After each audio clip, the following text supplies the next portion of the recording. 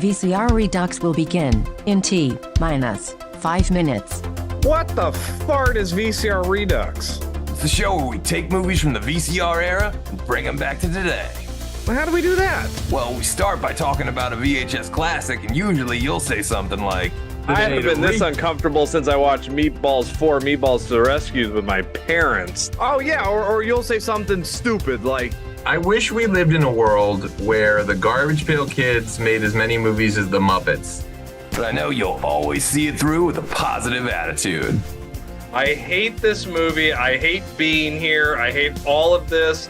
Oh, Jamie Kennedy. Oh, well, shit. Well, let's go for this. He was in Son of Mask. This is genius. I am not a gamer. I'd rather read books. I'm just He's like the old lady that's like, I got video game monsters, I got toy monsters in here. As long as we respect the passion and the artistry that went into these films. You know, obviously they took this movie, it's 93, right? And you're like, what do you want to see in your Mario movie? And they're like, oh, we want it to be grim, we want a lot of death, we want tits and ass. Oh, and then we start the pitch ideas with modern day sequels like Weekend at Bernie's 3, Cocaine Mountain. Sometimes we take it kind of seriously. I'll watch a Paul Verhoeven alien movie. oh my gosh, that alien will have more vaginas than anything you've ever seen in your life. Sometimes this Hawaiian shirted fool will pitch something stupid like, I would take out the virtual reality stuff and just have it be about Jeff Fahey mowing the lawn. Sometimes the best pitches come from the live chat. Alex Bonafonte also pitches Grand Theft Starfighter Vice Galaxy. wait, I thought I had the best pitches. And what happens at the end of the movie? The ultimate fart. The fart that the warmth goes like all the way down to your socks. The only rules are, there are no rules. Sometimes we cross over franchises. Only the truck from Tango and Cash can kill Christine. And sometimes we travel back in time. Like 1995 is missing a good Universal Soldier sequel. But you never know what we're gonna pitch next. What do you want Daniel Stern behind like a muzzled mask? Like, We all know it should be Pesci behind the mask, and like underneath the mask, you should hear him going like fritter, fritter, fritter, fritter. you are so proud of yourself for that one. I can't stand you. I would also love to see a Charles Bronson version of It's a Wonderful Life. What? Direct to DVD. If you made a shot-for-shot remake of Scarface with Goofy as Al Pacino, it would be amazing. Gosh, you need me to be the bad guy. It's like the worst 1987 Disney movie Disney's ever made. Schlongo, directed by Jim Wynorski. Like, I would watch a whole bowl of that. Do the John Holmes story. Add a comedy spin to it. Wow, the Wonderland murders are so funny.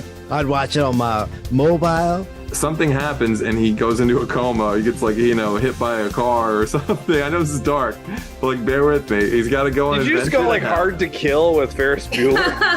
I'd watch it on my iPad. If you want to just like throw in the kitchen sink, it all works. Like Alien versus Predator versus RoboCop. Like if that works. Alien versus Predator versus Terminator. That works. Alien versus Predator versus Ernest. That works. That works.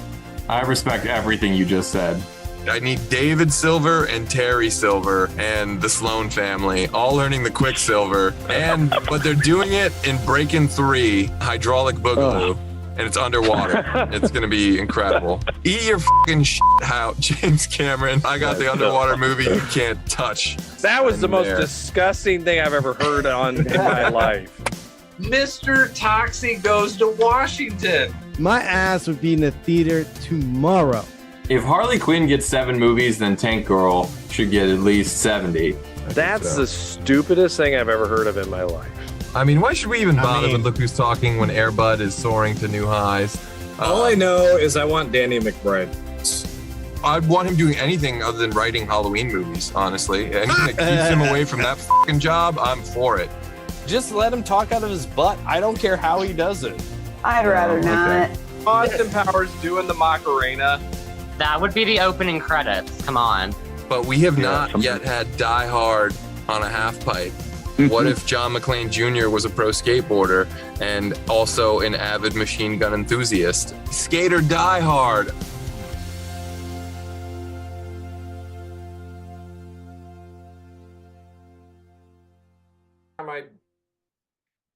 What up, virtual people? Welcome to the 184th episode of VCR Redux, where we take your favorite franchises out of the analog era and bring them back to 2025. I'm your host, pop culture punk Chris Stiles, joined as always by my co-host with the most complaints, film professor Ian Klink. And we have two radical guests on the show tonight. First up, the VCR's favorite champion of Street Fighter II Pop Punk Edition, Steven Zangief Anderson, is back on the show. Hello, people. Hello, guys. Thank you for having me back.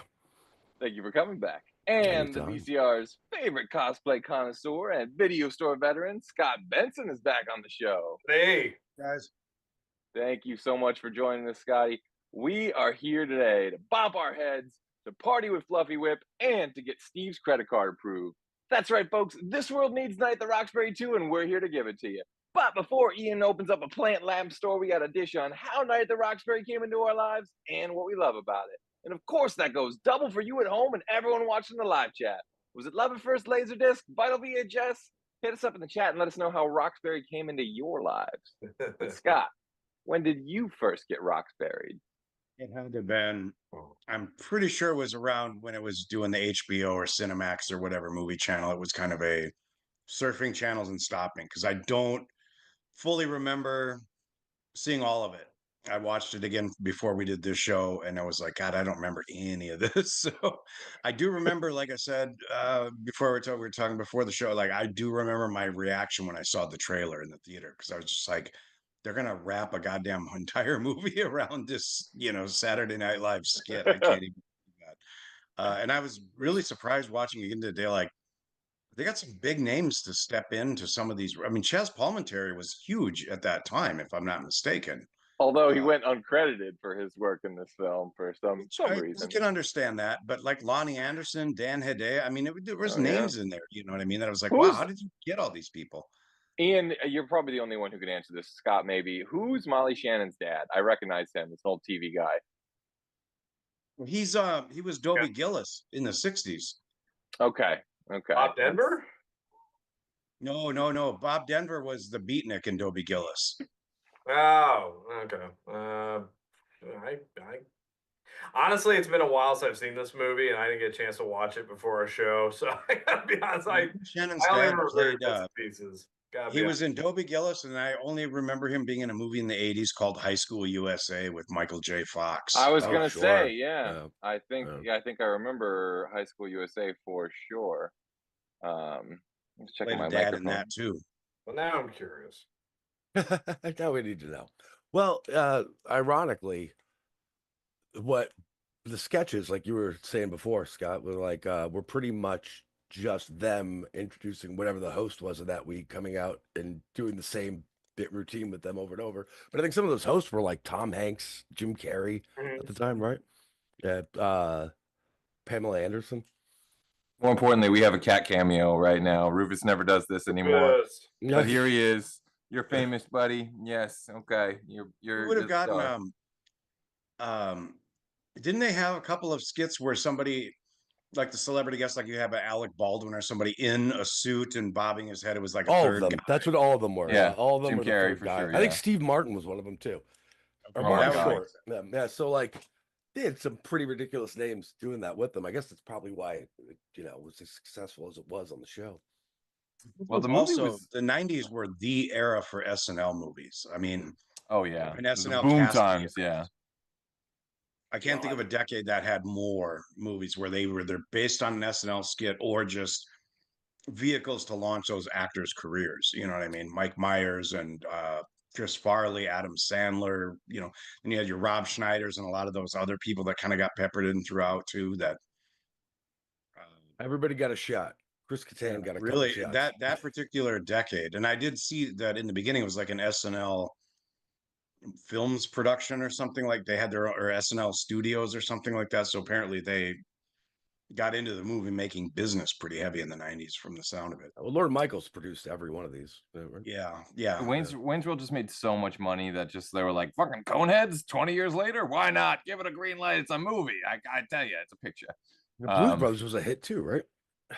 I feel like they were like even Blues Brothers 2000 somehow didn't lose them money. I don't know how, but I don't feel Oh like yes, it did. it did. Are you kidding me? I fucking every time I walked into Best Buy, that movie was playing on DVD. I know that's not how royalties work, but just from all the DVDs that had to be in Best Buy stores, someone got money or laundered money on Blues Brothers 2000. But that may be another story for another day.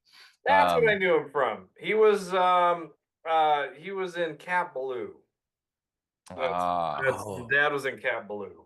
Okay. I knew where he's at. I'm sorry, that was bugging me. No, it's okay. For me, it's High School USA all the way. That's the ultimate TV movie. You got Dana Plato, Todd Bridges, Michael J. Fox, like a bunch of fucking Crispin Glover, all these people before. Denver. Anthony Edwards. Yeah. Oh, it's so good. Nancy McKeown. I always say her name weird. Any rate, Steve is about the same age as me, and I know this is a pretty landmark movie in the young Steve Anderson's life. So why don't you tell us a little bit about that, Steve? Sure. I mean, this was made for us at the time. I think when you're in that seminal age, how old were we? We were like freshmen, 8th grade, freshman in high school, something like that. You know, it's like the school dance age. You know. Yeah, I no joke went to an 8th grade dance with a buddy of mine in Danbury, Connecticut. The two of us just went in these suits. We made our moms go find us, versions of their suits and these colors. And like mine was like Peruvian suit. Get out of here. Mine was like a shiny deep maroon purple, and his was like a dark sky blue. And the two of us came in with the chains and the whatever else, and we were doing the dance. And and that's why I don't think I ever spoke to a girl that wasn't related to me until probably early high school. Did you have the mushroom haircut to go with it too? Dude, I did. I had a bowl cut. He kind of had the Will Ferrell, a little bit of a side part though. The Roxbury Ferrell, not the curly. My buddy was like a good amount taller than me too. Like it was ridiculous. It was terrible. Oh man, I could see you as the Chris Kattan of said duo. What is it in late 90s? Every doggone costume, suit, tie, whatever, was shiny. What was that? What was the shiny thing that happened? It was a shinier time. These were shiny. Freaking Regis Philbin's ties were shiny, and freaking Who Wants to Be a Millionaire? Everything was shiny. I don't get it. It's like they discovered a new fabric, and they're like, "We got to make all clothes out of was. this." It was like it's like we had new moon paste, and we just had to put in all the clothing. It was the weirdest thing. Someone was watching all the futuristic clothes from Back to the Future too, and they're like, "They're not shiny enough. We got to make them shinier. Look at Marty's hat. That's what I'm talking about. That's the level of shininess all '90s clothes are going to be." And I'm still waiting for kids to start wearing their pants inside out, but we'll see. What about young Iowa Ian? What gas station plant lamp By the way, did you this is an actual picture of Scotty and Steven back in 1998. It actually looked like. I could see it. No, I was one of those, like, at the time. This was this was obviously the cast that is on the top list of cast for SNL. So it was cool to watch the show again. And I think it ebbs and flows. There's some seasons you watch, there's some you're not supposed to watch. This was definitely in that season. So I definitely saw the skit. I saw the skit on SNL. Couldn't miss it. It was You couldn't miss it and it was, and I agree with Scotty. It's this one note joke. It was just the head bop and the you me you like it. I agree. I don't know how they made a movie out of it. So it took me a long time to see any of the SNL movies, because I'm going to say something controversial here, which is going to be a shocker, but I don't like the Blues Brothers. The first one? I don't get it. Wow, that is a shocker. You are a John Landis fan. And I love John Landis. I have all of his movies, and I have Blues Brothers to watch the making of, but I get it though, Ian. I know what you mean. I'm just like surprised. The movie, this is what it is. It's not funny. Right. I never laugh at the Blues Brothers. It's chaotic. It's crashes all over the place. It's a good action movie. It's a good Chicago movie. It's all of that, but I don't laugh. And you So got I say this about I say everything you just said about the existence of the Blues Brothers, not the movie itself, but just like the entirety of its existence, its inception, its performances on Saturday Night Live. I'm like, what is this? This isn't It's a not joke. This is like they're good at it. They're not bad Yeah, at right. all. They're like quite good. But I'm like, it's not comedy. There's nothing We funny gotta about it. remember, like, They're a just lot of singing songs. Like what? I don't get a it. lot of early SNL is kind of almost like it was like anti-comedy, you know, like comedy. A lot I of it was like, kind of, yeah, it was like and I get rebellious kind of comedy. Yeah, so it's I kind think of a punk that's- rock. Yeah, a little bit So of a it's fuck this you. kind of to- feels like it might Yeah. have fell into that, you and know. I like, and I watch it and I go, you know, I just, you know, and I look, I laugh at you know, Great Outdoors and Nothing But Trouble. Give me those John Candy and Dan Aykroyds every day. But Blues Brothers, I'm just like, I don't get it. And so because of that, every SNL movie, I can't lie, I'm just not a fan. Like I didn't Wow, like there's not Man. one. Oh, come on. Can't you at least be weird and be like, but I did like Stuart Saves His Family or something? Okay, Stuart Saves His Family. Yeah, there it is. Yes. I like Stuart Saves His Family. Yes. Um, We're friends again. But it's like that's not even an SNL movie though. It's kind of True, like I'll give you that. That's fucking true. SNL That's was totally like, true. yeah, we don't acknowledge that. That's a sneaky Harold Ramis drama, and it's fucking brilliant. It's genius.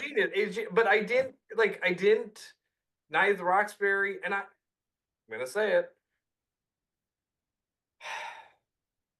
I'm ashamed to say it, but I didn't like Wayne's World. Well, I have mean, this weird, I have this but- weird theory that Mike Myers has just never been funny, and Wayne's that, World. like, I like Wayne's World 2 better than 1, but I didn't. Oh no, that's such an interesting. Go back and watch our Wayne's World triple episode. That got all fucked up with the screen. it's like, so the Night at the Roxbury thing, it took me a long time to watch it. And so I was probably in college. And it was probably on like, it was like, it's a friend in the dorm had it maybe. And I just was like, let me pop it in on a Thursday when I got nothing to do. And I was just like, yep. It's tough. It's tough to take these one note sketches and then try to world build from there. You know what I mean? With like a collaborative efforts from outside, you know, people coming in and producers or whatever, based off of literally nothing. But the two of them doing funny things and funny actions. That, you know, real quick, just before I forget about this, I remember watching those skits all the time, and I naturally assume they do three things, right? They do the head bob, they ask people they want to dance, and they constantly go like this with their nose, right? Yes. No, remember? Okay. So I assumed even as a kid, they're at a club or whatever else. This is like a cocaine joke. That because why the fuck else would they constantly be doing this? Yes. So when the movie came out and they're like fleshing out these characters and whatever else, I'm like, well, they're not gonna obviously they're gonna cut that out. But no, they do it through the whole movie too. So I'm like, so they just and so then it dawned on me like this is not a cocaine thing. This is just one of the choices they made. They're like we're like yeah, it's like a weird choice. I never got the vibe. Trim their nose hair and they trim their nose hair and then they do that real fast. So maybe it's just. But they do it in the club constantly, and they do it on the show. But maybe it's just left over. It's like, oh, I shouldn't have trimmed my nose hair earlier. It's a really weird of all the choices. It is maybe the weirdest. This is one of those movies where if you're a nightclubber, if you really like going out on a Saturday night, I think you will find this movie funny. But that was never my lifestyle. I never, you know, like I go to a bar that nobody goes to. Ian's polishing his 3-wood on Saturday night for an early Sunday tea time. You know, but like if you're a clubber, I can see I can see why this would be a movie that people watched and got into it. But if you're not, I don't know. I don't think it goes that deep, man. I don't think that's like you know. I gotta say, even the one note joke from the bar. It's not just that they stretched it into a movie, but even all of the quote unquote jokes in the movie are almost just putting that same joke situation, different things. They're at the beach and they're wearing thong basically type things, and they're still trying to hit on women. And then when they do hook up with those girls, they're trying to drop the same lines on. I mean, the jokes don't even expand throughout the movie. They don't even add anything to that. It's just like, let's just take this two guys bobbing their heads at a bar in a nightclub, and then we'll just drop them in different situations and make the same joke. Bob their head. Yeah. You know what's so funny I too? feel bad for. Sorry, go. I feel bad. I was about to say, didn't it seem like that they obviously Chris- could have taken this and written it from anywhere they wanted to take it from, and it's pretty obvious that they felt at this point Chris Kattan was going to be the one out of the two of them that Chris should lead. Kattan had a really bad post SNL life. I still can't get over it. I think we're living in the wrong timeline. Chris Kattan was supposed to be the star, not Will Ferrell. I will die I'm on all this movie. Yeah. I will no of the world, not of this movie, of the 2000s, of the future, of the modern happy hoverboard time travel society we could be living in, not the fucking Talladega Nights, Elf, whatever. Will Ferrell. So Will Ferrell went ahead and found his way into movies like Old School and like shit like that, where Chris Kattan thank God for Corky Todd Romano, and and unfortunately, I love Monkey Bone, but like that's not bringing him anywhere either. Like I think that was pretty much it. They gave him Monkey Bone, they let him do Corky Romano, and they're like, no more. But I'll tell you, have you ever seen House of Haunted Hill remake? Like, great performance. One of the best things of that entire movie is Chris Kattan's performance, and I love. And remember, it was like none of us on the playground, not even playground, just in the hallways, I guess at that point. Like, we all did Mango. Like, we all loved the Mango character. We all loved him doing that Mango thing, and weird monkey. I wasn't a Mango fan. I don't think that was one of mine either. But that's what you heard. You heard the Mango stuff. You really didn't hear Will Ferrell stuff. You could see that he was like a really good physical, character actor. Yeah. I will say this. Someone wrote on Will Ferrell's first episode of SNL, they go, the most annoying new cast member possibly ever goes to Will Ferrell. And I could totally understand that. He's very big. His comedy is predicated on being big. If he's not big, he's not funny. Will Ferrell never gets like a small, subtle choice laugh. It's always like, Mom, meatloaf! Like, okay, we get it, And this is coming out of the same, this is coming after people like Chris Farley and fucking. Yeah, and like those people that did big just so beautifully well. Jim Carrey did big beautifully well. Will Ferrell, it can be hit or miss. Like, yes, it can be funny. Get off the shed, I'll laugh and stuff like that. But I prefer the self-deprecating Will Ferrell, the Spartan cheerleader, which I'm sure there's a script for that movie. The Night at the Roxbury, Will Ferrell. And I will say this. The reason that this movie works is the same reason that Wayne's World works. And neither of them are because it's a good movie. Because that's erroneous. That's not why people show up on Friday night. It's, by that point, it doesn't matter. Right. So this movie works the same reason Wayne's World works, because they both captured something that is part of the zeitgeist, and they said that we all know this guy, let's laugh at it. In Wayne's World, it's like those heavy metal guys that, like, when heavy metal was already kind of over, that's sort of the magic of Wayne's World, is it's sort of the last good heavy metal party that pop culture ever threw. And by the time Wayne's World 2 is over, that is all gone. Like Aerosmith and all that shit, it's all over. Aerosmith's now like the Armageddon soundtrack guys, and it's all like all that fun Van Halen shit, it's gone. So we're living in an alternative world. Now with this movie, it's like we've gone past all that alternative shit, and now we're in the late 90s club hopping shit. We all know these fucking guys with the shiny suits and the spandex t-shirts underneath and the gold chain. Shit, my sister dated a bunch of these fucking douchebags, and those guys were, spoiler alert, all on cocaine. But I'm sorry. And like in their late 30s and still living at home, and that's not that's a problem. It's not in this movie. So I think this movie captured that, and I think people loved it and they enjoyed laughing at it, and that's why the sketch was a runaway popular sketch. It's probably the most popular recurring sketch that year. And then boom, this movie works because Amy Heckerling is brilliant. She can do no wrong. If you all don't know, Amy Heckerling gave us Fast Times at Ridgemont High. She gave us Look Who's Talking. She also gave us European Vacation, because no one's perfect. But Heckerling and Clueless. Yes, Clueless. Of course, I'm bearing the lead.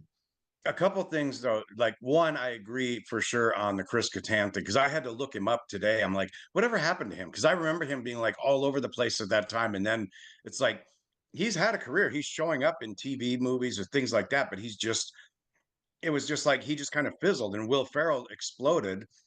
And I agree on the Will Ferrell thing having to be big, and I've thought about that this movie. I'm like, Will Ferrell is not saving this movie at all, which you would expect. And it's like, because he's playing the low key character, he's just there. Will It's Ferrell, like, sorry to cut you off, but I think he's also, not to like slam him or anything, I think he's incapable of saving a movie. I think he's the guy that needs someone else to save his movies. All the Will Ferrell movies, I'm sorry, but all the Will. Oh, sorry, go ahead. No, I was gonna say all the Will Ferrell movies that are good are fucking buddy movies. Talladega Nights, people consider that. Anchorman's an ensemble movie.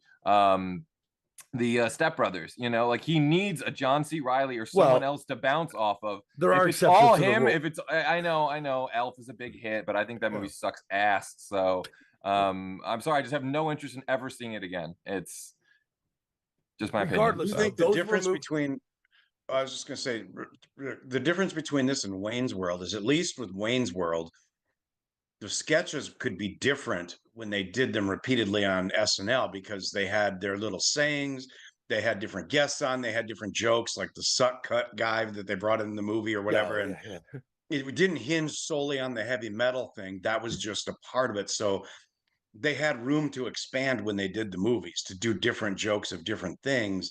It wasn't solely just this one thing in this movie. That's where I was always different, because in this movie, I'm like, all they're doing is that same kind of head bobbing humor in different scenarios. You know what I mean? And then that's it. That's what I was just thinking. You could do a movie. There's been a lot of the buddies on SNL skits. Like for instance, if you took Wild and Crazy Guys, right? If you gave me Steve Martin and Dan Aykroyd, those guys could be put into scenarios that lead a hero's journey. If SNL has shown us anything, it's. I love how you just compared Wild and Crazy Guys to Joseph Campbell. I'm sorry, Steve. Well, but it's true. Like you could have taken those two buddy guys and taken it somewhere. You could have taken Tom Hanks and John Lovitz. We're just guys sitting here being losers. Like you could. My hairline sure ain't helping. They were going to make a Hans and Franz movie too at some point. But I think what it's all about, really, on top of what you guys were saying, a big important key factor is in these movies is the world building aspect of it. The movies that did better and that we consider to be better movies are movies like Coneheads or whatever, right? Which is so they build that world out or whatever. They show you their struggle on this planet. They go way further than you would ever think they would. Same thing with Wayne's World. He has a whole crew and friends and outside the show. And then you get movies like Superstar or Ladies Man, where they do none of that. You get a movie like MacGruber later on, which everybody loved. So MacGruber was great, very well done. Very well done. Big world building. They take it's not just about this one character and the one note. Even though you're right, Scott, they do that through the entire thing. But the best part of this movie is the surrounding cast and characters, right? Well, I would agree that it's a phenomenal set of surrounding cast and characters. Everyone from Molly Shannon, Lachlan Monroe, Dan Hedaya is incredible. Mentioned Lonnie Anderson. More Michael Clark Duncan. Honestly. Oh God, yeah. Before anything, I think before Green Mile. He was so much fun as that bouncer. Like he was kind of a high point when they had to deal with him. You know what I mean? And it's like, they should have brought him in somehow more. Why wasn't he at the bouncer at the new club toward the end of the movie or something? Do you know what I mean? Or whatever. Or he gets maybe some comeuppance because they're part owners of that club at the end. So now they're his boss. I would say I could have appreciated maybe some more for Colin Quinn to do. I know he had to play kind of a bad guy in the movie, which is kind of also, I feel like, not a great fit. Colin Quinn was a very underrated cast member, and I didn't get it. Oh, in this movie or just on Weekend Update and stuff? In general. Him as Weekend Update. I didn't get Okay, it. first of all, no one can follow Norm Macdonald. So when you get over that fact, no one will ever be able to follow that man. However, I got him fine. It was Dennis Miller, really, that I couldn't follow. Yeah, babe. I mean, that's like Hitler and Mussolini sipping tea at the Treaty of Versailles. You know what I mean? Yeah, that shit was Yeah, like, babe. what the fuck are we talking about? Yeah. Well, let's go to the live chat here, babe. Let's see who's checking in here tonight. Okay. I'll stop. I'm sorry. We got Angie Saunders of the Mashup Genius. Thanks for tuning in. Whiskey 4-1, the great Alex Bonafonte. Cobra Kai Never Dies, our good friend Joanne. Mikey Riffraff, the other Mashup Genius. Michael Ricci, our favorite location scout. And Caitlin Altman, America's Next Top Model in the chat. Thank you so much for tuning in, everybody. actually. Angie Saunders says he's in the guest house. It's 50 feet away. It's a mansion in there. It doesn't have cable. Yes, it does. They have Cinemax, but there's no HBO. No HBO. Oh, I love it. One of my favorite lines. Somehow I have to figure out the Fandom Spotlight version of that. Like, they have Governor Reacts, but the's no VCR Redux. Ah. You sound like Jerry Seinfeld.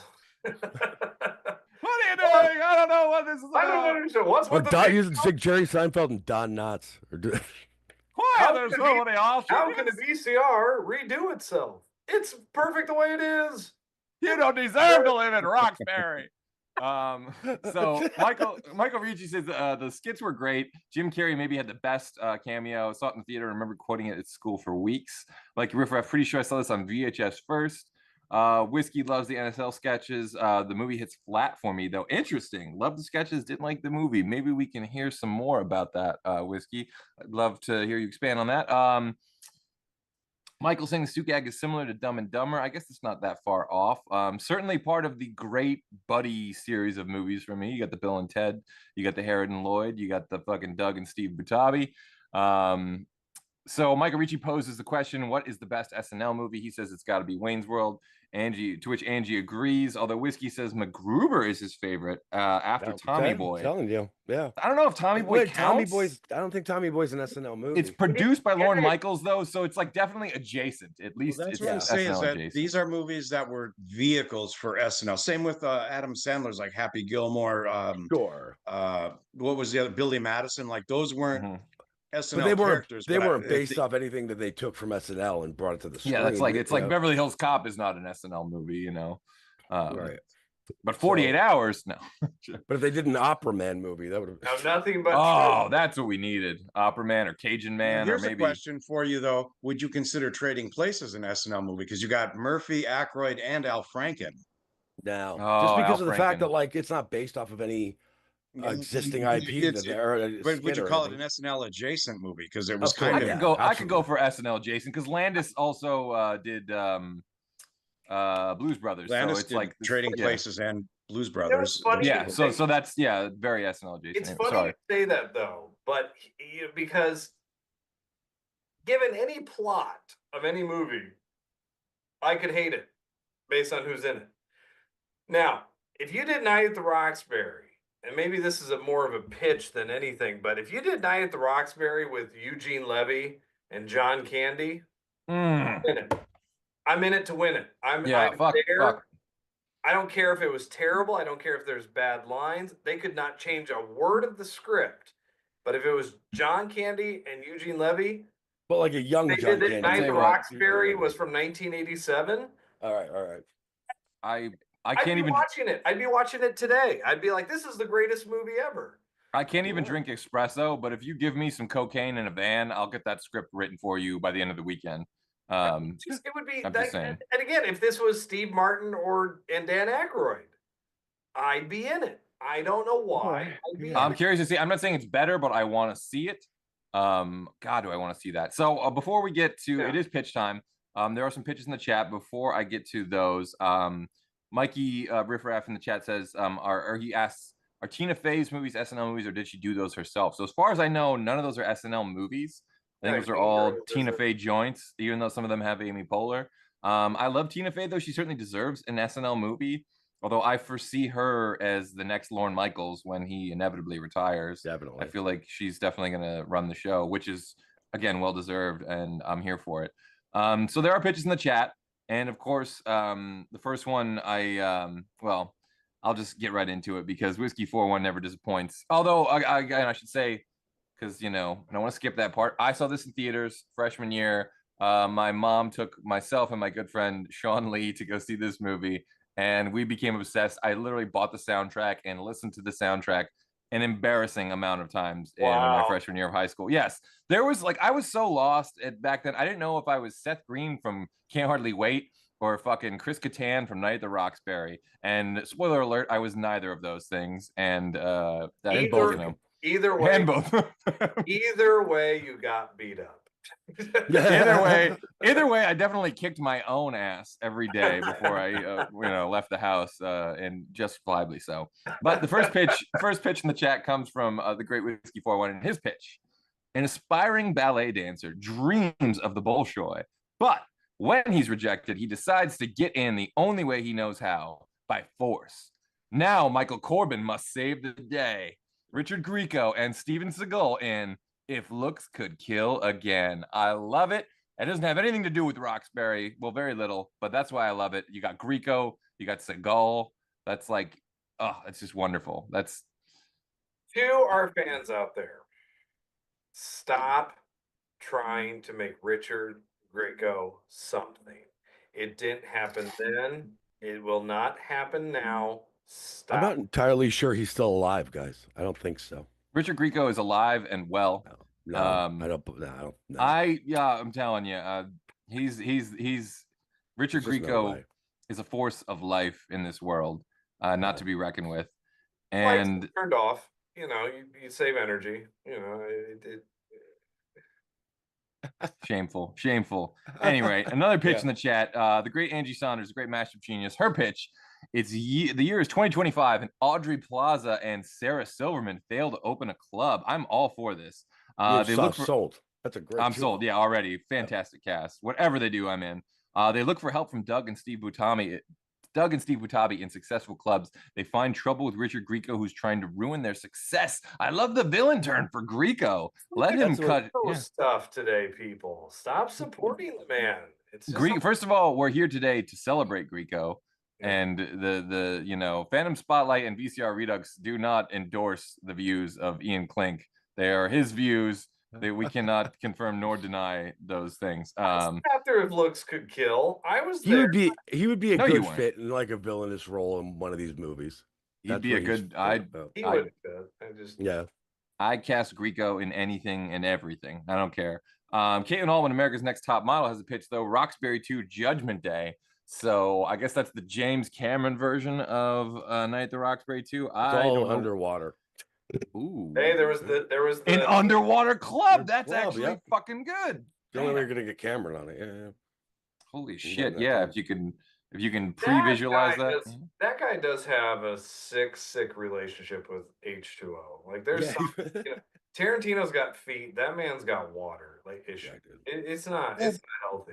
It's just not. I got a question. Are there even still, do people still go to dance clubs today? Like, I mean, are there still, is this a life that people even do really anymore? I don't think It's cities. I mean, there's clubbing in the mean, I'm not saying they don't exist, but it's not like there was like That's the not- Studio 54 era, and then there was a lot of other clubs in New York that were like supposedly really huge and cool. And now I kind of feel like, is that even a thing people even do? People go to concerts, but I never hear clubs. With rent prices, no.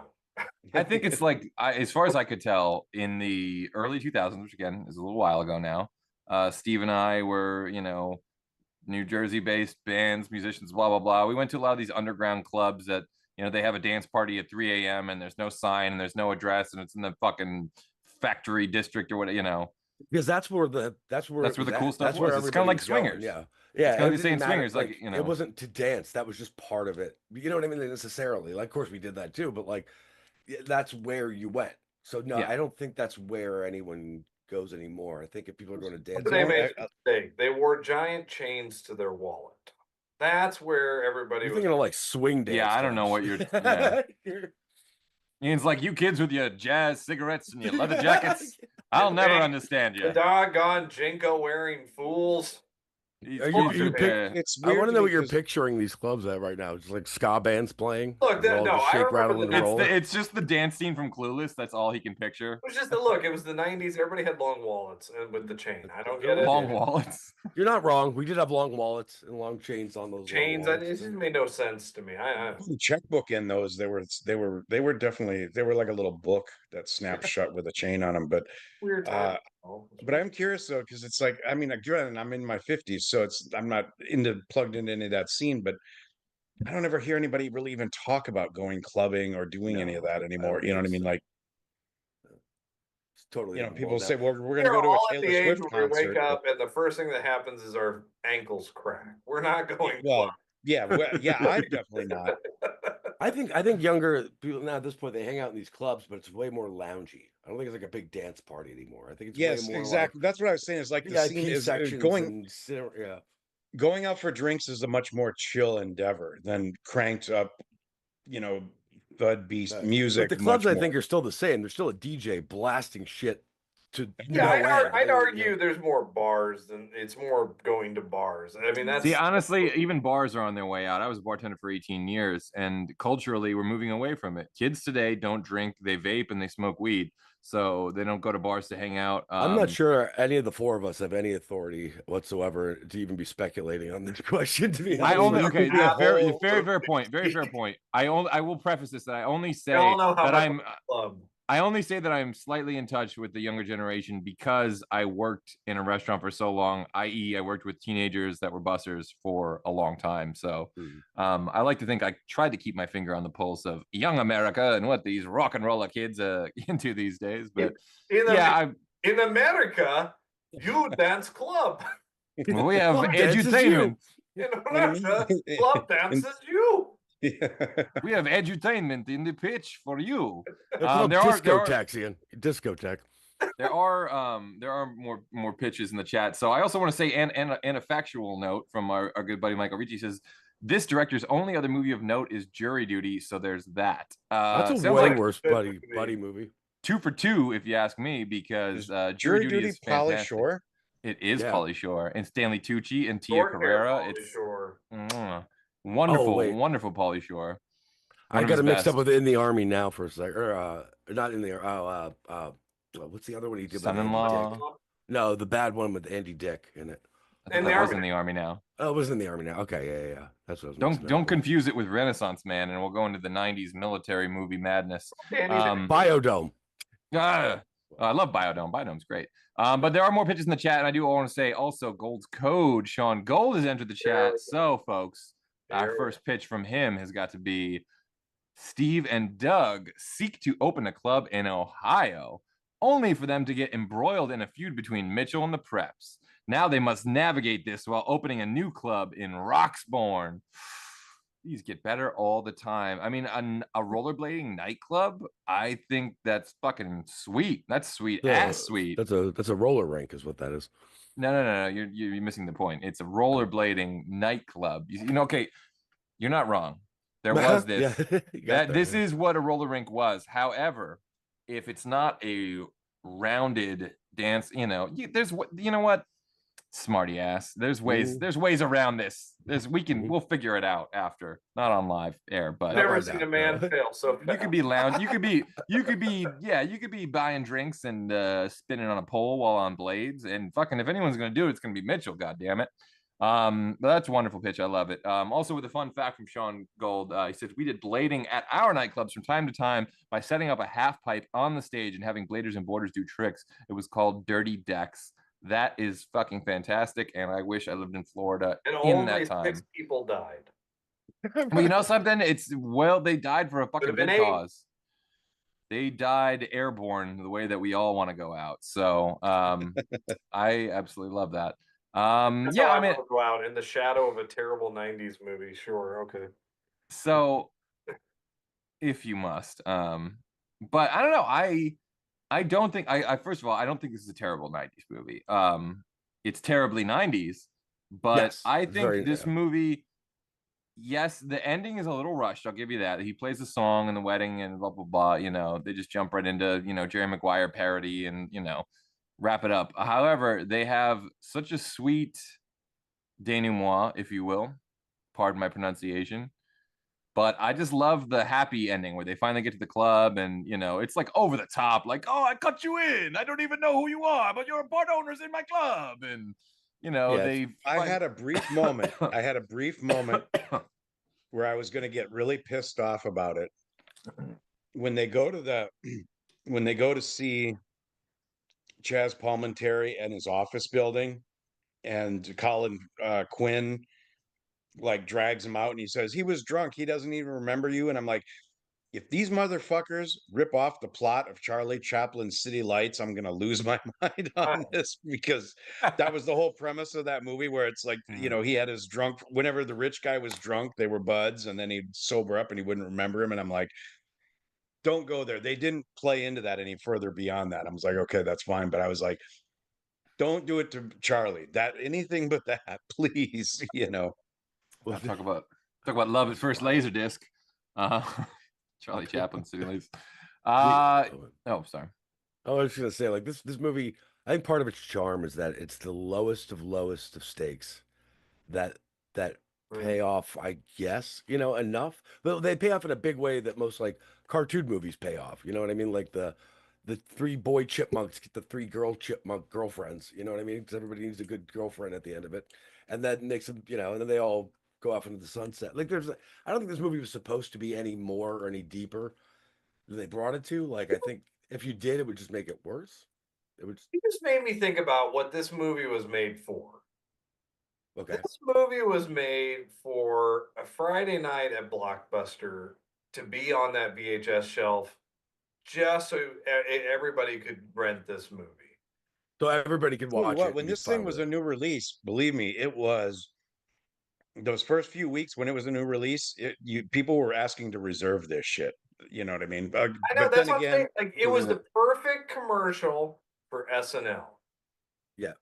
Oh, little good. ones, Yeah. grandma, like all of them. Everybody can sit around and watch this. And that's what, and maybe I think that's where Ladies Man, Superstar, I don't think they were good commercials.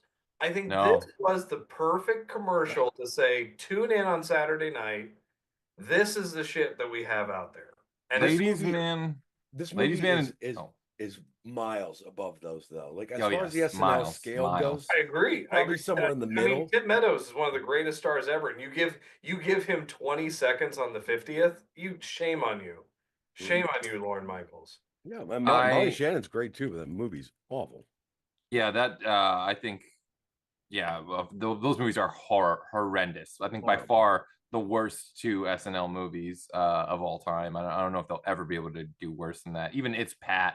I think I would probably prefer It's Pat to Superstar or Ladies Man. It's Pat actually had a good hero's journey. They built a little world. I mean, again, you take take a knee with the somewhere. Joseph Campbell. It went somewhere though. Like that's the thing. I'm saying you could put Pat. That's a bad choice to make a movie about. That's the problem with that one. That's one of the worst. They should have made a making copies movie before they made It's Pat.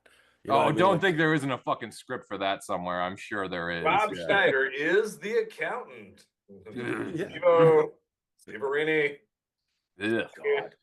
Ugh, gotta get the taste of that out of my mouth for a sec there. Yeah, reboot here. What the hell's going on? Sorry, I just thought about that. They tried so hard. Like Chris Kattan got a couple chances, but they were like, somebody must have been obsessed with the idea that Rob Schneider it was all gonna turn around and he's gonna do it. They gave him like 8 movies in a row. Hey, I don't care what you like are, the hot chick and the animal and the hot chick and the Bigelows and the whatever, and everyone's like, no. And like, how about another one? Just one more. I swear to God, he's gonna do it. But that one sentence that is said in each of the movies is the funniest thing out there. You can do it? No, I think that's a huge bitch. They always say that in the movies. I don't know. Right, when he's off screen and he yells something once as a joke, like that's a great. I don't think it's him; it's someone else. It's another guy's voice. There's somebody else doing it, but I still think it's great. This may be good the first time. That was like once you double dip on that joke, it becomes an Austin Powers zip fest, and zip. This is. It goes down to what I always say about SNL stuff. Like any SNL movie, all I can think of is, what if you were stupid to turn the Patrick Swayze and Chris Farley skit into a movie? That should have been a movie. Absolutely could have turned that. Should have been a movie. But it would have been terrible. I don't know.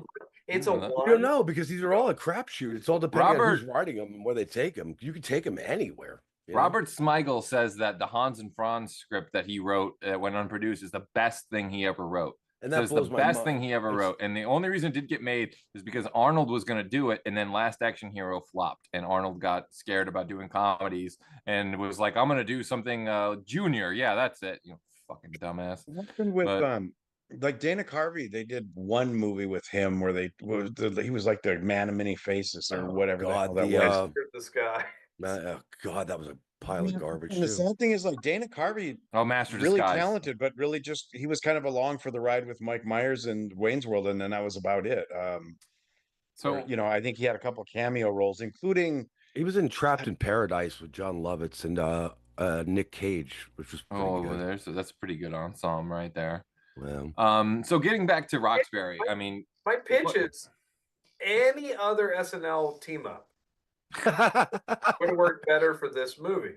Rob Schneider and David Spade, Joe Piscopo and Eddie Murphy. This Chris Farley and David Spade as clubbers would have been hilarious. Sure. Eddie Murphy and Joe Piscopo as clubbers, take my money. All right. Eugene Levy and Joe Flaherty from SCTV would have All been. right, well. Yeah, like it's just I don't get this movie Because of the actors? I just don't get. I mean, you obviously you realize that's like pitching Wayne's World, but not with Mike Myers and Dana Carvey. But that you know? works. That's what I'm saying. I don't know why this movie. You don't, but you don't. Right, Let's be honest though. get You that, don't think yeah. that these two work in the roles of Doug and Steve Butabi? Because I think they play them to perfection. Yeah, I mean, I They're think just Chris not- Kattan. Yeah, I they're look at just his not great performance. roles, I guess. Oh, sorry. I look at Chris Kattan's performance in this, and I think, man, this is a guy ready to fucking lead movies. This is a guy ready to be the next fucking comedy star. And I don't know, I still can't get over what the fuck happened. This was a success. Corky Romano, whatever. You know what? On the topic of Chris Kattan, and this is something that throughout the movie kept bothering me, and it kind of fleshed out in my head as you're talking about him a little bit, but it's like Chris Kattan, it might be his performance or whatever, but throughout this movie, his character seems like he's got moments of intelligence, and you know what I mean? And then it's like, oh no, I gotta dumb it back down to this head bobbing doofus guy again. Do you know what I mean? It's like, but at times it's like he has a little bit more depth to him or intelligence to him.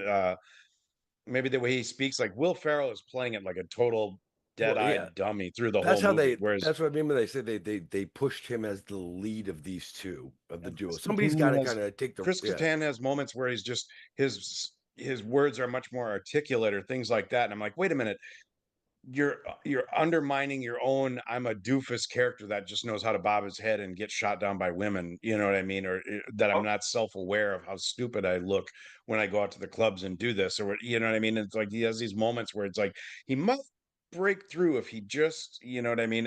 It seemed like the character wasn't written as well, or I don't know how to describe exactly, but like I said, Will Ferrell was just the dead-eyed dummy through the whole thing. You know, he had that one tone, and Chris Kattan seemed like he kind of would peak a little bit, and then when it got more to the, I think it was like with the Dan Hedaya thing, where it's like, well, you pick on him much more and things like that. You know what I mean? And so I don't know. It seemed a little bit oddly written. No, I think I know what you mean. Yeah.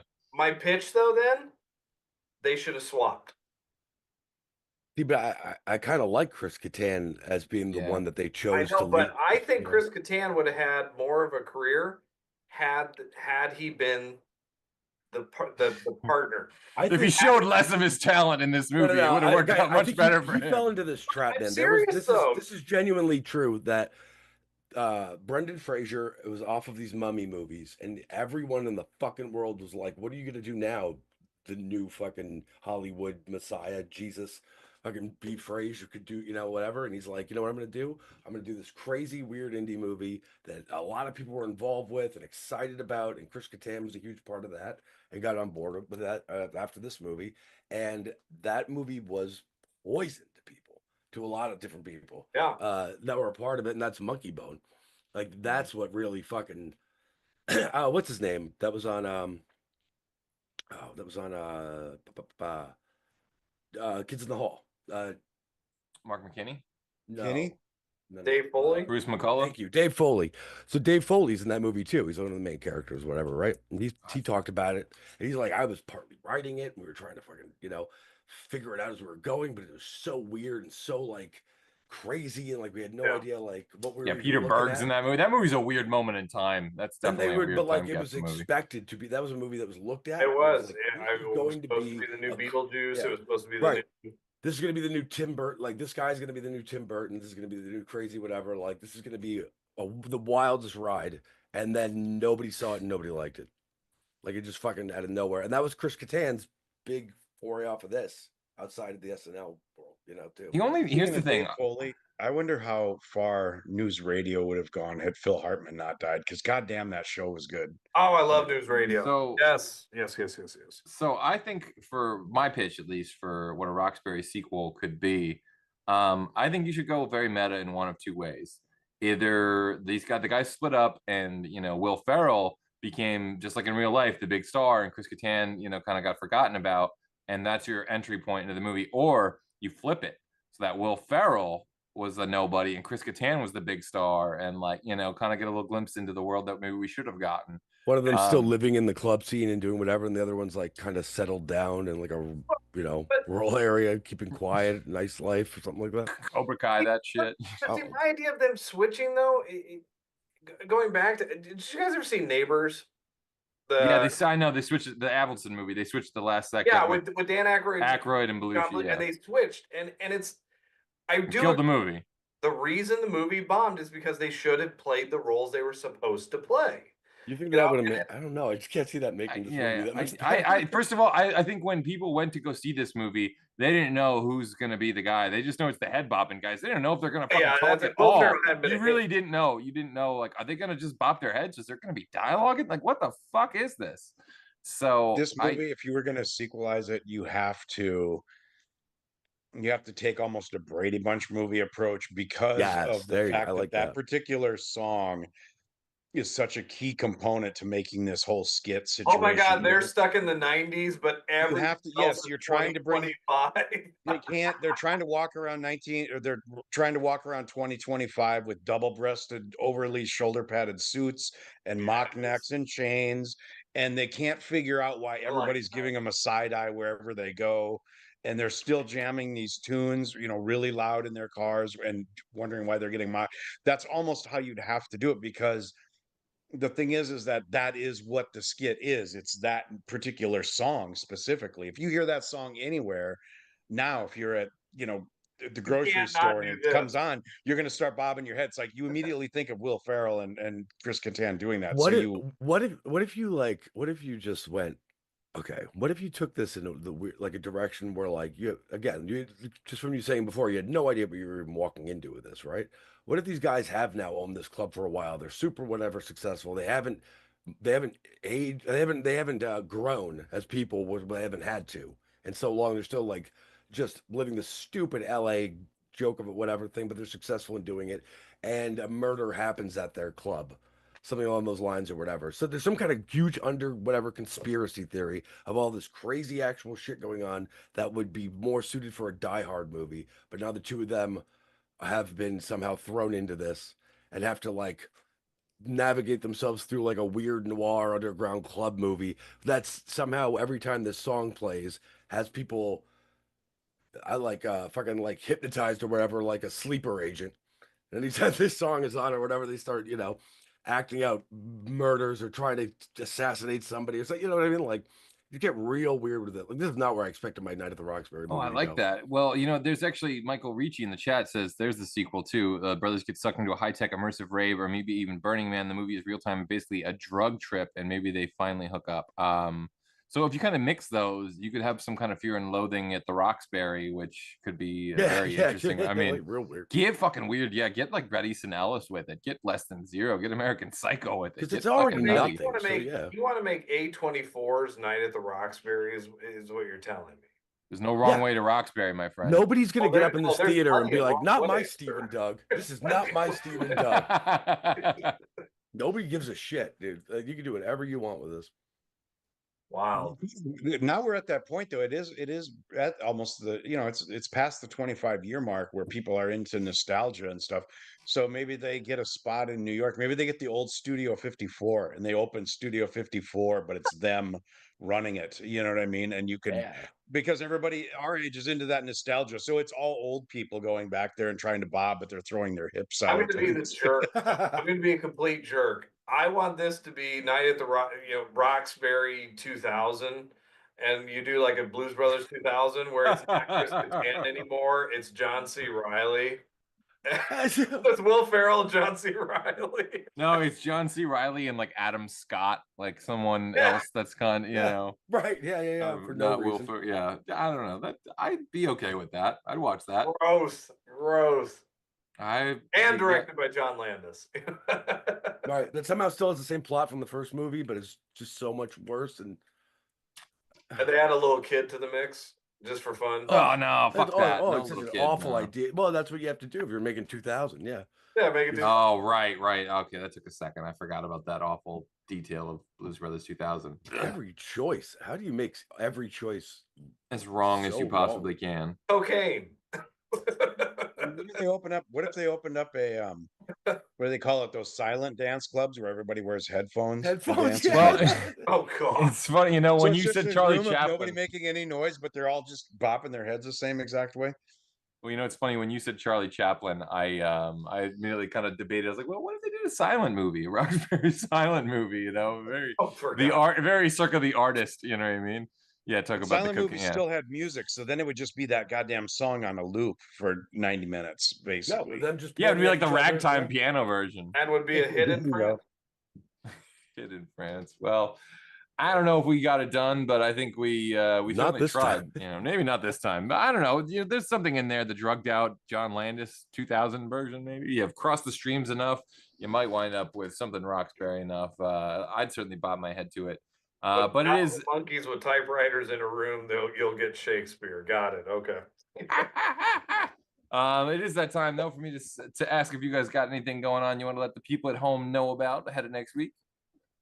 Yeah, stay tuned for the B movie article, B movie challenge article, soon over the funkalicious, amazingly horrific Blackenstein. Ooh. From 1973. Did you finally pick a good movie? Oh, what's going on? It's more than that, sir. I think I'm gonna play the lottery today. What is Well, Blackenstein?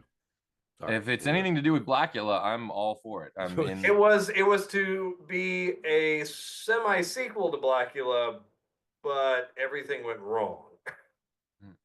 Delicious. I want to watch the crossover that never happened next week on VCR. No. All right. Well, it is time then for me The to say Bride that of Blackenstein. Got it. That's what we're gonna pitch. I love it. The Bride of Blackenstein. Don't tease me, damn it. Yeah, another thing that we have the authority to be. Yeah, Sorry, definitely. yeah. We're perfect for it. All right. Well, I guess it's time for me to say then that you Fandom fans might want to tune in next Wednesday at 9 p.m. when we give you the Kevin Bacon Shake and Bake for the Air Up There episode. That's right, folks. It is a March Madness special going down. It's definitely not one to be missed. That Air Up There. I That's thought you were gonna right. say Footloose, and you Kevin No. there. Kevin giving 'em- Bacon hasn't seen the Air Up There. It's a March Madness special. We're going to be the only people on the internet talking about it, and it's going to be magical. You'll all Ever. see. And my weird camera is doing What things is today. this? It looks like it just I- panned out like you were ending the show, like it knew what you were gonna do. And that's the way it goes. It's an No. aerial shot. You're just And the drone backs up. No, but as always, if you guys enjoyed this video, the best way to help is to smash that like button and leave a comment telling us what movie or TV franchise that you want us to cover on a future episode of VCR Redux. And since you're already doing that, you might as well go ahead and like, subscribe, and follow Fandom, Spotlight, and Pop Culture Punk. Till then, back up those Betamax, rewind those Laserdiscs, and we'll see you at the movies. What is love?